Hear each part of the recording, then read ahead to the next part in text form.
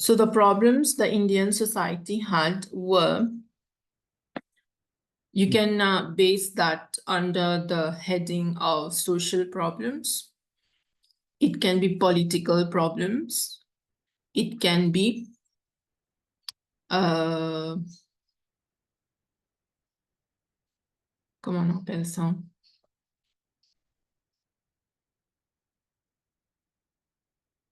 Religious problems, right? So it can be social, religious, and political also. But we are not going to focus on the political side, though it is part of it.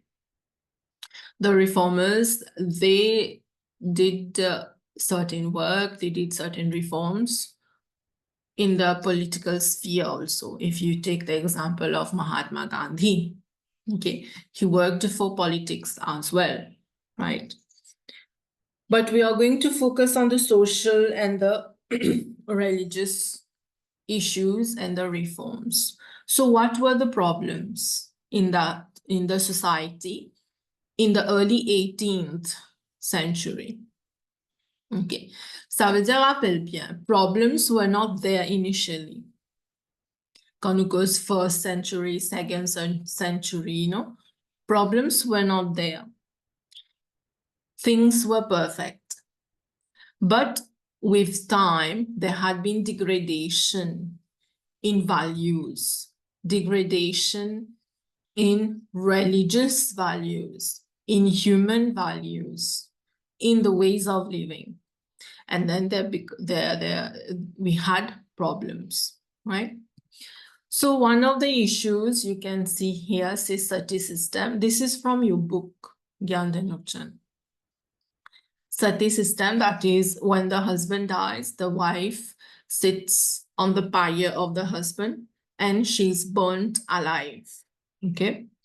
There is infanticide, killing of babies when babies are born, parce que, especially girls, parce que girls were considered to be burden, right?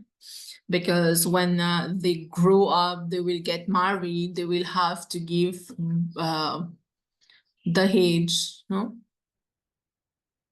So that's why infanticide was there. Unforced widowhood, that is, if the woman did not become sati, panbrilli alive, donc she will have to live her life as a widow. She did not have the right to remarry. Par contre, if a man becomes a widower, and Mrs. Madame Collimon appelée a widower, he was getting married.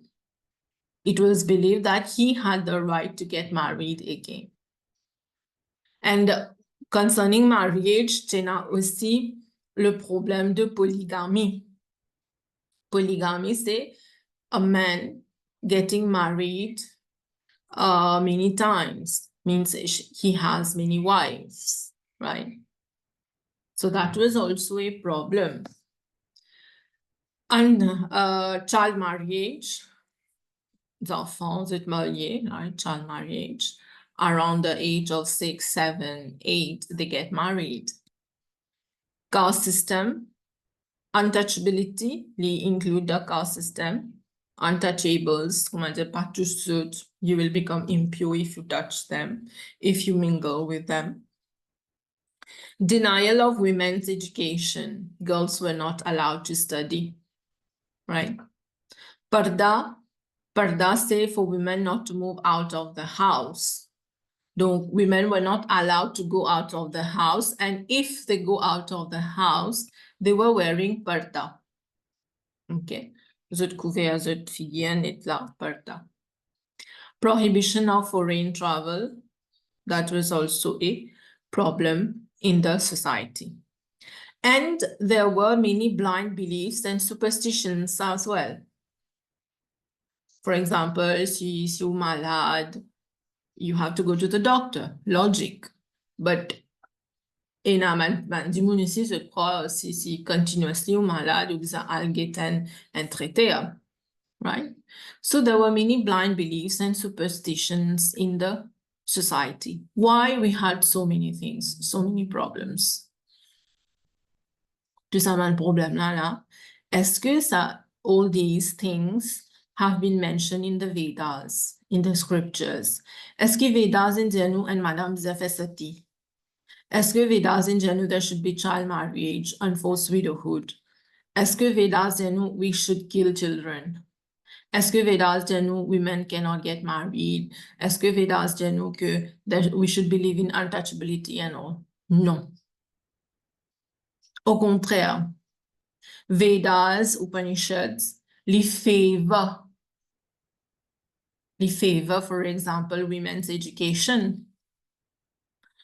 Nous disons que the Vedas, they were compiled by sages. Sages were in meditation and they got the message of the Vedas and the Vedas have been compiled.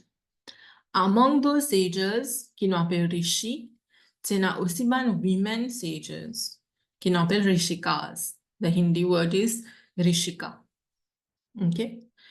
So at that time, in the ancient time, women had that status, that position, high position it is, okay, to be a sage, right? So what I mean to say here, the Vedas support, in favor of women's education. Vedas never told us to believe in the system in the caste system or untouchability issues. Ça, c'est nous créons ça. People créent sa différence là. Okay, that the person is from low caste, if you remember, quand on fait Varna. But untouchables, usually they are people who do, for example, work like scavenging. They are scavengers. Donc, vous êtes sale parce que vous ramassez saleté, right? Ou bien some of them, they clean toilet. Donc, il y a un travail qui est sale. Bien sûr, après, ils peuvent baigner, ils peuvent OK, right? But since they were doing such odd jobs, qui se appellent odd jobs, donc, they were not considered touchables, right? They were untouchables. So the point here is Hinduism has never, Hinduism, I mean the Vedas, the scriptures, jamais l'Indien que nous supposons practice all these malpractices. Okay? Even enforced widowhood. As per Hinduism, and widow and madame widow, li gen droit remarié. Et il y a rules pour ça, bien sûr. Si ce monsieur est mort, il est remarié. Si ce husband is abroad, for example, and there's no news about the husband for 3 to 5 years, there's no news about him, she can get married again. Okay? Ça veut dire, il y a rules en d'autres mots. Donc, we just need to apply the rules, right? So, to remove these problems, we had reformers who were born in India. And those reformers, in your syllabus, you have Mohun ROy, you have Swami Dayanand, you have Ramakrishna Mission, and you have Ramakrishna Paramhamsa, and you have Mahatma Gandhi, okay, in your syllabus. But we do have Vivekananda, we do have Rabindranath Tagore. Ça, c'est really great reformers that we have. And they have established movements. Ze fait ban movements, ban organisation, à travers quoi ze fait ban reforms.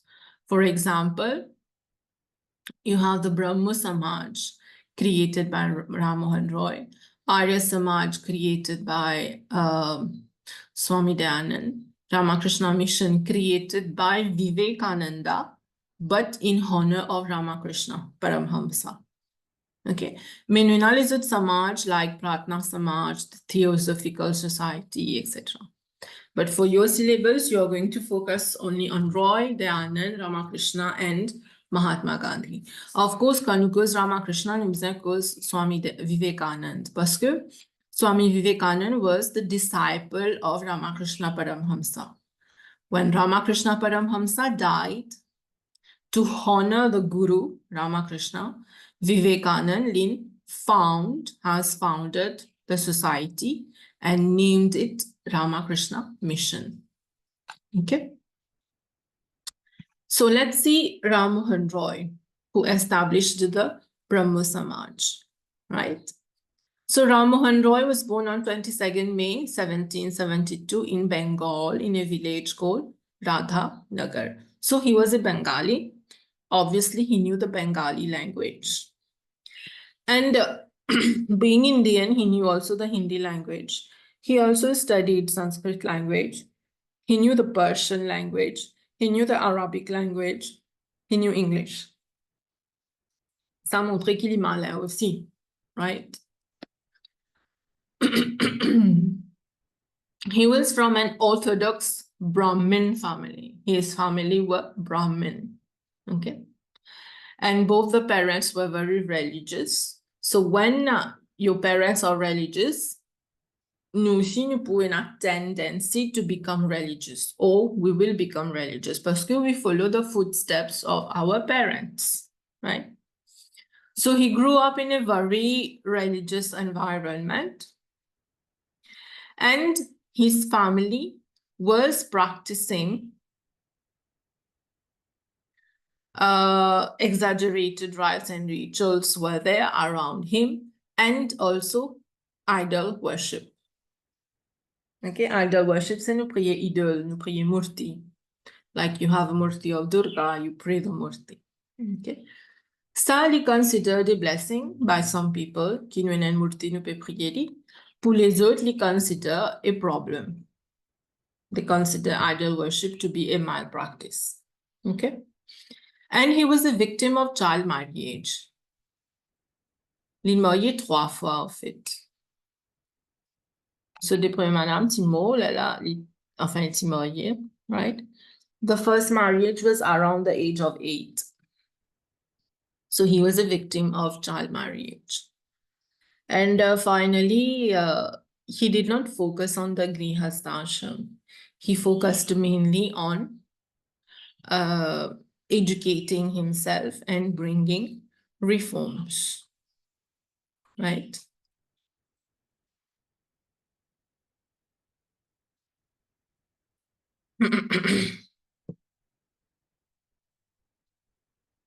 We continue. So his education, to bring reform, the first thing to have is education. Qui fait nous problems, c'est parce que there is a lack of education. So we need to educate people. Ça N. Premièrement, first of all, lui-même is educated, no? So that we can educate others. So Ram Mohan Roy, when he was living there in India, in Bengal, there was the Mughal rule at that time. Mughal rule, c'est by Muslim rulers, Muslim kings. Okay, that's why he could study Persian language and Arabic language. Okay, usually at that time in India, when there is a certain rule of certain people, Bala imposed their education. For example, Mughal imposed ki apprendre Arabic, for example. Okay, but for him it was good that he learned the Persian and the Arabic language parce que ça aide lui later on. He could read the Bible, right? He could read the Bible, which is in the Arabic language. He had his primary education in the village school. He studied Persian from a Maulavi, that is a Muslim priest. Then he went to Patna, okay, to study higher studies in Persian and Arabic. Okay. He also went to Banaras to learn Sanskrit parce que his mother wanted him to be a Shastri. Shastri veut dire dimun ki kon Shastra. Shastra veut dire the scriptures. So he went to Banaras then to study Sanskrit and the scriptures. Right? So you see his education has been vast, right? Has been vast. So after education, he felt powerful enough to oppose malpractices, to oppose the problems of the society. What did he oppose, for example? He opposed polytheism.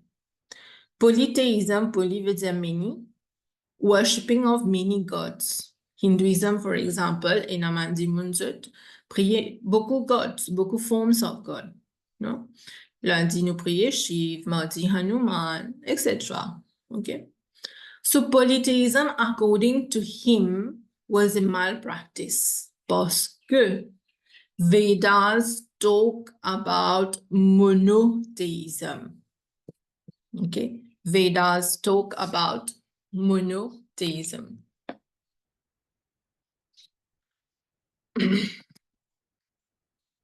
Monotheism, say mono means one. Monotheism, say the worship of one God. One God who has no form, who is formless. The formless. Et quand il oppose polythéisme, il aussi oppose idol worship. Prier idole, right? Parce que he believed in God, yes, who was formless, right? And of course, he opposed idol worship. Il n'y a pas besoin de prier idole. We can't say he was wrong. He was right parce qu'il y a so own justifications. But we have certain people who worship idol also. Qu'il est okay. Why idol worship became a problem at that time? For example, Kanuko's idol worship, there's also the worship of Kali. Kali, the goddess Kali.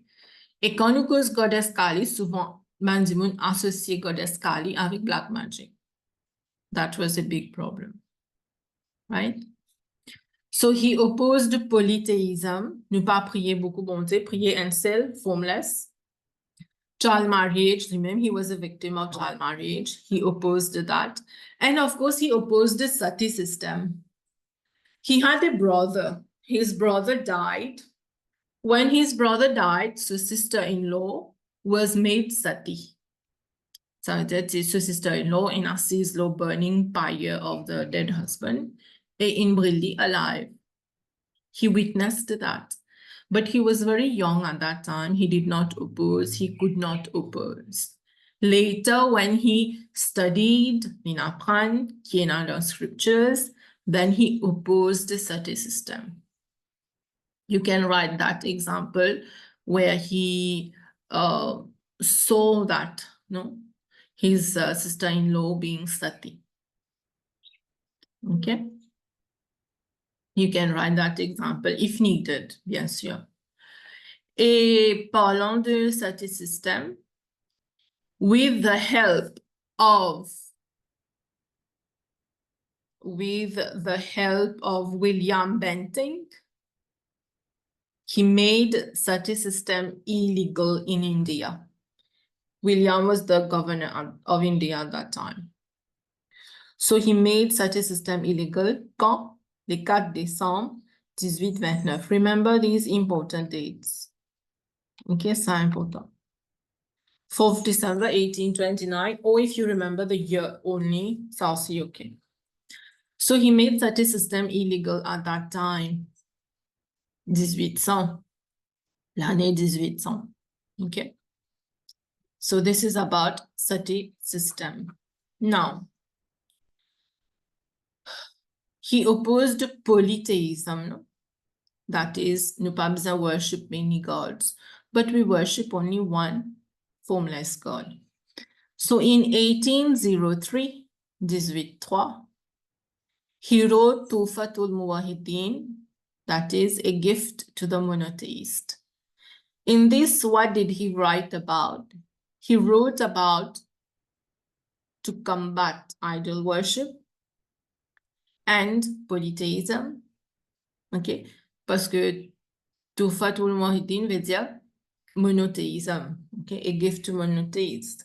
So he explained in that why we should be monotheist and we should not worship idol, okay? He founded the Atmiya Sabha, l'incréant Sabha, l'incréant society. Why did he create Atmiya Sabha? To oppose unnecessary rituals and ceremonies. Okay, and to glorify the impersonal God. Impersonal, say formless God.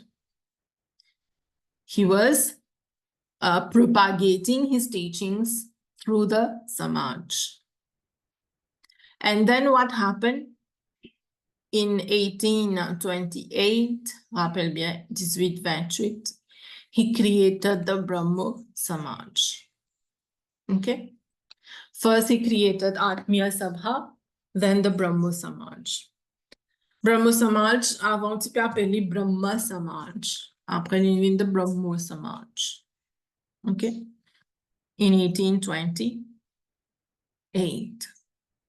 Is the Brahmo Samaj popular as, let's say, Arya Samaj, as Ramakrishna Mission? No, not that popular. But yes, it does exist. No, still in Ani Show in India, but not as popular as the other. Why? Why isn't it so popular like Ramakrishna Paramhamsa dans tout pays, presque tout pays allé? Even the European countries, even Arya Samaj, almost everywhere we have it. But why is it that Brahmo Samaj isn't so popular? There was a problem with Brahmo Samaj that the members of the Brahmo Samaj, most of them, they were elites. Elite says it highly educated, they have high status, they have money, they have position, they have big house, no? Mais quand on fait reform dans la société, who needs the reform? Est-ce que ban elite qui besoin reform? Ou bien ban common man, like normal person? Maybe who are living in poverty or so. Ça ban de moun la qui besoin reform. Parce que problème ça, c'est ban la qui n'a problème ça. And the moon quand li uneducated, for example, li in poverty, li facile convince the person in poverty to convert sans religion. And this happened. They were being paid to convert. Quitte religion, vin de Islam ou bien vin de Christianity, they were being paid. So they were poor. Et quand ils gagnent l'argent, même si they have to change the religion, they changed. What's the big issue? So the problem was those people who were poor, who were uneducated. Problem patina dans elite society, kapartina, but not to that point. Donc c'est pour ça que Brahmo Samaj n'est pas aussi populaire que ben, les autres Samaj qui mènent. Okay? Parce que when you create a society, you should include common man, simple man. Ne pas qu'à créer une société, c'est pour une catégorie du monde. Right? So here is about the Brahmo Samaj and the sati system, which we talked about. He made that illegal, right? Now, the Western influence. There was a problem initially that it was considered wrong to travel abroad. Qui fait? Why people were saying there shouldn't be foreign travel? Parce que, qui va arriver, you can become like them. That is, you follow the Western way of life. You can get influenced, you can get tempted. Okay, that was an issue. So, Mohun ROy traveled abroad. Okay, he traveled abroad. With that comes three categories of people. Trois catégories de monde. First, the one who is orthodox. Orthodox veut dire li pou suivre ce qui pou li. Li pa believe in other culture, li pa pou respect other culture. Li orthodox. Ça c'est one category of person, and Roy was not such a person. He studied Arabic, Persian, linear Quran, nou pa ka dire li an orthodox, right? Second category of person is with influence with the Western culture, li bliye so cultural heritage. For example, li pe follow the Hindu culture, li bliye so culture, li kit so culture, and he adopt ways of life of the Western. Li westernized completely. It's a second category of people. And Roy was not in that also. The third category of people, and Roy was in the third category of people. The third one is people who follow their own culture, their own religion and culture, but they respect the Western way of life and they accept things from the Western way of life. For example, moi pensais tout bizarre mes jeans, pantalon, tout ça, non? This is not the Indian way of clothing. This is not the Indian way of clothing, but you wear it. You are Hindus, I suppose, you follow the Indian culture, but still you wear dresses, you wear pants, no? Qui live from the Western culture. You eat with spoons, with forks, no? C'est Western culture. So, nous peut follow nos culture, oui, mais nous peut adopter,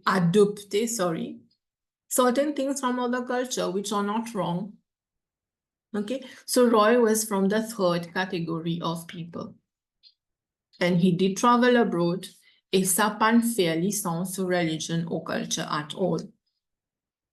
Okay. So Roy admired Christianity. And like Gandhi, he also read the Bible.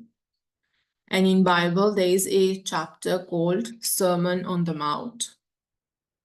Okay. And he was very much impressed by that. And in that Sermon of the Mount,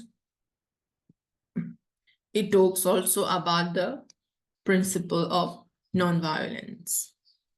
And Roy, pareil comme Gandhi, was very much influenced by that Bible or that part of Bible.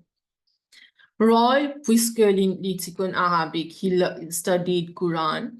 He was very much impressed by the teachings of Quran also. Okay. So what was really the Brahmo Samaj? The Brahmo Samaj was the amalgamation of Hinduism, Islam, and Christianity. Okay, ça aussi il y a un problème. À moins si nous avons des gens qui sont vraiment libéral, they are secular. Secular veut dire ils acceptent les autres cultures, non? Quand nous mettons Hinduism, Islam, and Christianity together, we have clashes, obviously. It will happen. Like to a lower degree, but it will happen. Ça aussi can be a reason qui fait Brahmo Samaj is not so popular like the other Samaj, right? But the idea was wonderful, to have people of all religion under one roof.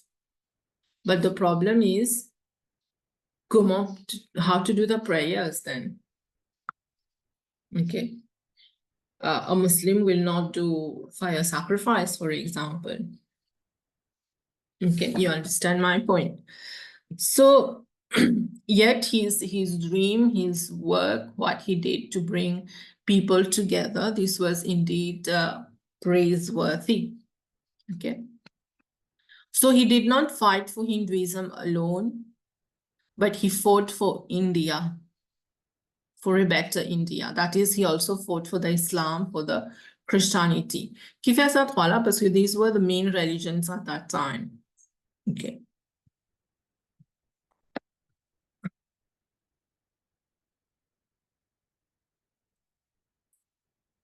And Mohun ROy also, he favored women's education. Okay, he favored women's education.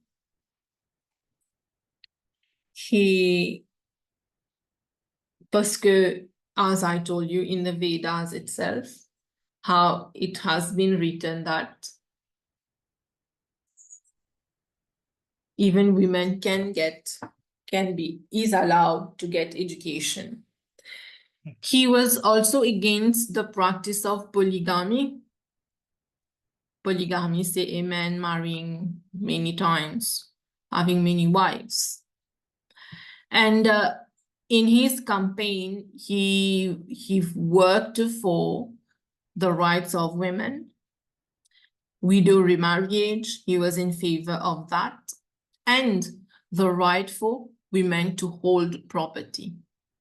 In India, at that time, dans la loi, l'en, tena que, fait comme si un parent yena, un garçon, une fille. As per the law, the son gets the property. The son gets the property, and the girl doesn't get anything.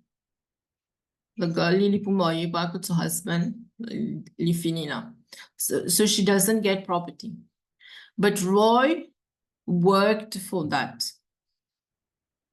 Que even women, even girls should have their right on the property of the father.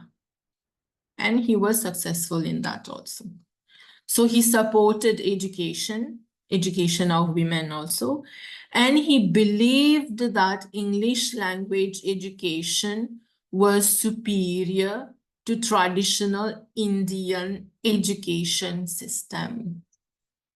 He fought for the education sector also. Longtemps qu'il tenait the system of Gurukul, non? Bien sûr, à that time, it's aussi évolué, nous n'avons l'école, tout ça, but it was still Hindi medium school, or they were focusing on the traditional Indian educational system. Donc, Roy Kinfair, Tinaman British at that time in India, Roy Killinfair, with the help of the British, introduced English language in schools. Pas seulement English language, but subjects also like science, biology, or things like that, or subjects like that. Okay, was introduced in schools at that time. And of course, thanks to Mohun ROy. Okay, so you see in 1831, he traveled to United Kingdom. That was my point, that he did foreign travel at that time. For the SC now, you don't have to remember the dates when he traveled. C'est pas important. But the important thing is he traveled abroad. You can write he went to UK, for example. Okay, this you can do.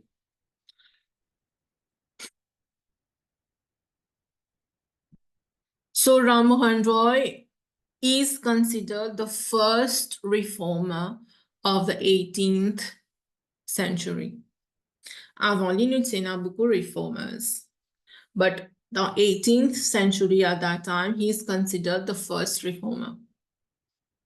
That's why he has been given titles like the Morning Star of Indian Renaissance.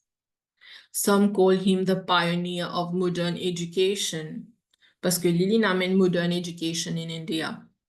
The pioneer of Indian social reform. He started social reform first, right? So he has been given titles like that, like this one, right?